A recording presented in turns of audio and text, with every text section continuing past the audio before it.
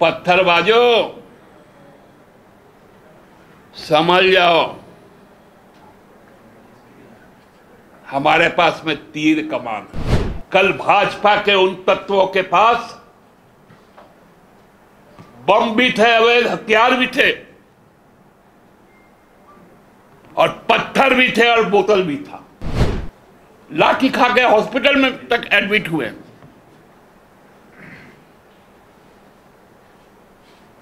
लेकिन कभी भी अपने हाथों में पत्थर और बोतल लेके नहीं। आज बताइए अमित शाह जी, ये पत्थरबाज कौन? काला तो उनका चरित्र है, काला तो उनका स्वभाव है। उनका तो दिन भी काला है, रात भी काला है। कारनामे उनके काले, अलग से काला दिवस मना के क्या करेंगे? ऐसे राजनीतिक अपराध करने वालों का हश्र 2024 में क्या होगा आप सब देखें। धुरवा इलाके में 2 हाट लगा था। हम सबको जानते हैं कि शालीमार बाजार जो है वो साप्ताहिक हाट है, और एक बौखलाई जनों की जो पार्टी है बीजेपी, उनका भी एक राजनीतिक हाट लगा था, वो प्रभात तारा मैदान। दोनों के बीच में हमको लगता है कि 2 किलोमीटर के लगभग का फर्क था, लेकिन दोनों का चरित्र लगभग एक होते हुए भी कुछ बातों में अलग थे। मतलब बाजार में जो कोलाहल होता है, तरह तरह के हाँक होते हैं, उसी तरह दोनों की समानता तो एक थी, लेकिन चरित्र अलग था। शालीमार में प्रेम था, आपस में भाईचारगी थी, लेकिन प्रभात तारा मैदान में द्वेष था, हिंसा थी, और कुछ सांप्रदायिक उन्माद था। मेरा लगभग 3 दशकों का राजनीतिक अनुभव है, और मैं एक राजनीतिक कार्यकर्ता के तौर पर इस बात को हमेशा से महसूस किया है कि राजनीतिक कार्यक्रमों में राजनीतिक नारे लगाए जाते हैं, मुद्दों की बात की जाती है, और वो जो स्लोगन है, जो ऑपोजिट पक्ष है, वो स्लोगन का काट कुछ नया स्लोगन देकर करते हैं। लेकिन कल के उस राजनीतिक कार्यक्रम में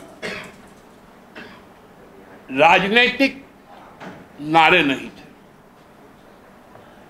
सांप्रदायिक और उन्मादी नारे थे।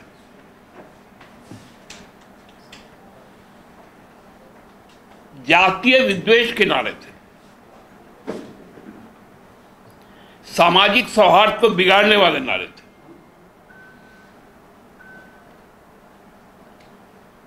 स्पष्ट तौर पर लोकतंत्र को समाप्त करने के नारे थे। राज्य के प्रथम मुख्यमंत्री बाबूलाल जी मरांडी, प्रदेश के अध्यक्ष भारतीय जनता पार्टी के और सांसद दीपक प्रकाश जी, भाजपा के अनेकों अनेक सांसद, चुने हुए विधानसभा के प्रतिनिधि, सबका वहां पर एकजुटता था। लेकिन उसमें एक व्यक्ति ऐसा था जो कल सीधा लोकतंत्र को प्रहार किया। संवैधानिक संस्था को बौना बनाने का काम किया। वो थे गोड्डा के सांसद।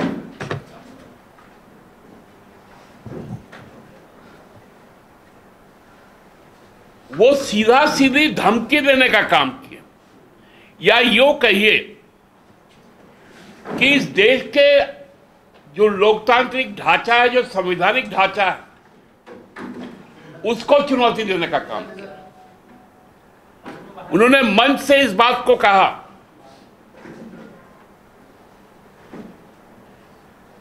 कि आगामी 13 अप्रैल मतलब कल के दिन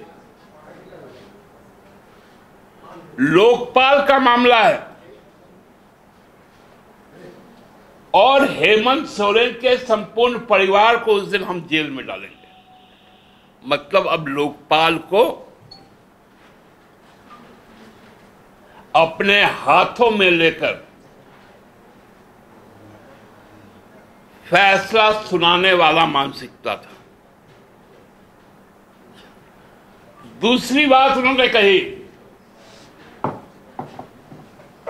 जो बहुत ही डरावना था। उन्होंने कहा कि मैं चुनाव आयोग पर दबाव डालकर 6 महीने पहले विधानसभा का चुनाव लोकसभा के साथ करवाऊंगा। मतलब अब चुनाव आयोग भी उनको रिपोर्ट करता है, उनका भाषा यही था कि अब जो निशिकांत दुबे तय करेगा वही चुनाव आयोग करेगा, जो निशिकांत दुबे तय करेगा वही लोकपाल करेगा। मैं आज देश के गृह मंत्री से यह पूछना चाहता हूं कि यह अधिकार निशिकांत दुबे को किसने दिया? दीपक प्रकाश जी और बाबूलाल मरांडी जी, आपको यह बताने का काम करना पड़ेगा कि निशिकांत को यह अधिकार आपने किस हैसियत से दिया।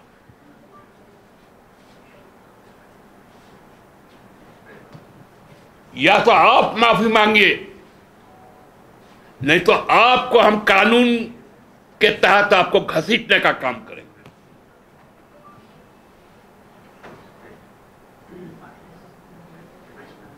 आपने कभी देखा कि कोई राजनीतिक दल के प्रदर्शन में हां बैरिकेडिंग के लिए हाथापाई होता है? हम लोगों ने भी किया है, लाठी खाई है, वाटर कैनन का बौछार खाया है, लाठी खा के हॉस्पिटल में तक एडमिट हुए।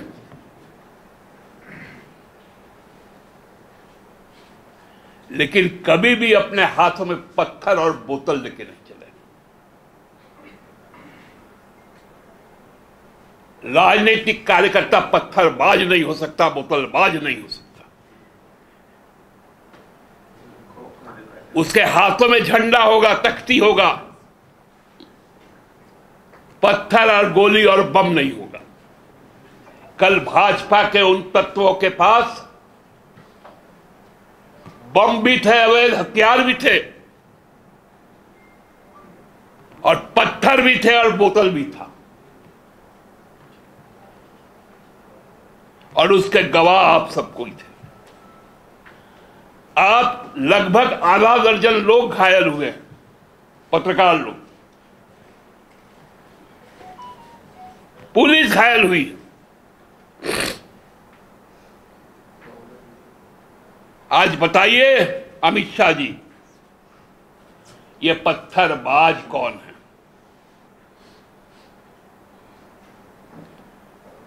ये टुकड़े टुकड़े गैंग में आने वाले लोग कौन है?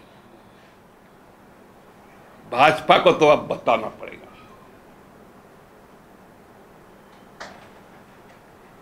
कहां से आए थे पत्थर?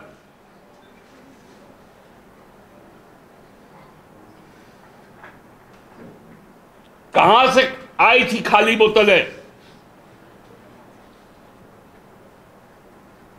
ये राजनीतिक नारा था, राजनीतिक कार्यक्रम था कि आप तांडव करने आए थे।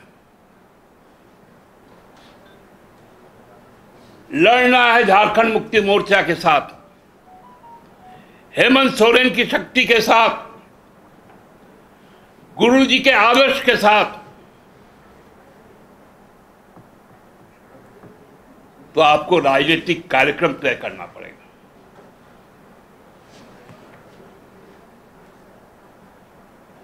क्या भाषा का प्रयोग किया गया, पूरे खानदान को जेल भेज देंगे।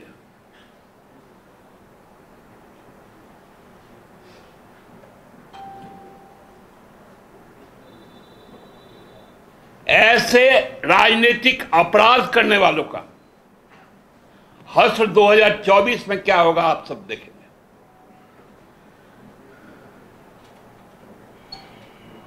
और आज बोलते हैं हम मौन रहेंगे। काला तो उनका चरित्र है, काला तो उनका स्वभाव है, उनका तो दिन भी काला है, रात भी काला है, कारनामे उनके काले। अलग से काला दिवस मना के क्या करेंगे।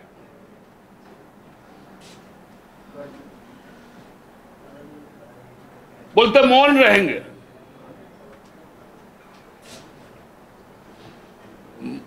पत्थर चला के मौन रहना। कल कौन सा नारा लगा था, आप लोगों ने सुना था ना?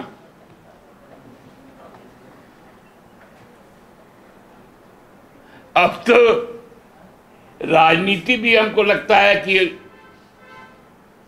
ईश्वर और भगवान के भरोसे चलेगा, जनमुद्दे नहीं रहेंगे।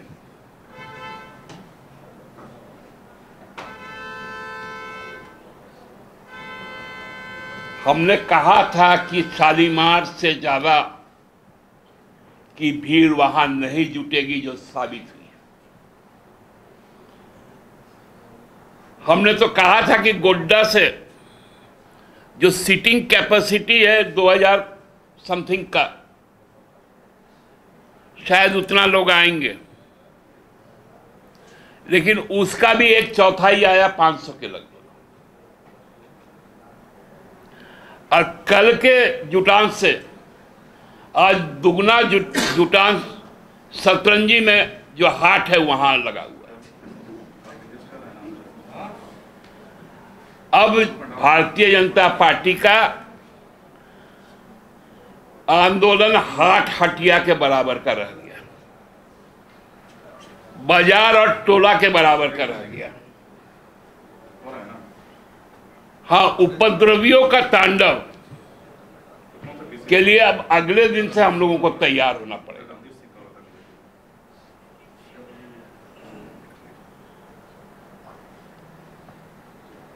पत्थरबाजो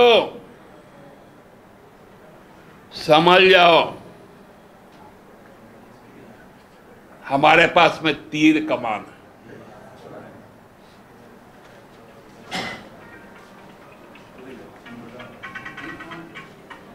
ये गुलेल चलाना बंद करो, पत्थर चलाना बंद करो।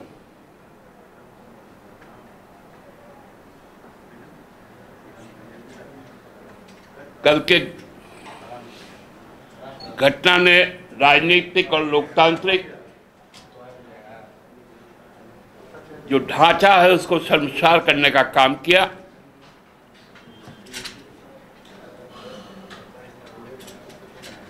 इसकी हम तीव्र शब्दों में भर्त्सना करते हैं और प्रशासन से आग्रह करते हैं कि संपूर्ण घटना का जो आपराधिक चरित्र था उसका जल्द से जल्द विवेचना करें और आवश्यक कार्रवाई में जो भी उनको कदम उठाना पड़े उसको सुनिश्चित करें। आप सबको बहुत बहुत धन्यवाद। दादा, बीजेपी तो कह रही है कि आप लोगों के ही कुछ असामाजिक तत्व के लोग थे, जो सत्ता पक्ष की जो पार्टी है जेएमएम कांग्रेस ने लोगों को भेज दिया था पत्थर बोतल चलाने के लिए, बदनाम करने के लिए। देखिए, हमारे पक्ष के लोग ये भी जाते तो वो पत्रकार और प्रशासन की तरफ पत्थर नहीं फेंकते, वो फिर दूसरे ही तरफ पत्थर और बोतल। इसलिए ऐसा हास्यास्पद बात लोगों को नहीं करना चाहिए। पुलिस ने सभी जगह बीजेपी ने कहा कि पुलिस ने सभी जिलों में आने नहीं दिया कार्यकर्ताओं में। अब आदमी रहेगा तब तो पुलिस रोकेगा। पहले से कैसे पता था कि आपने दिया? हम इनकी राजनीतिक क्षमता को जानते हैं ना। ये लोग पॉलिटिकल फ्रॉड हैं, फर्जी लोगों का जमावड़ा है। मैंने कहा ये बदहवास जनों की पार्टी है, बदजुबानों की पार्टी है।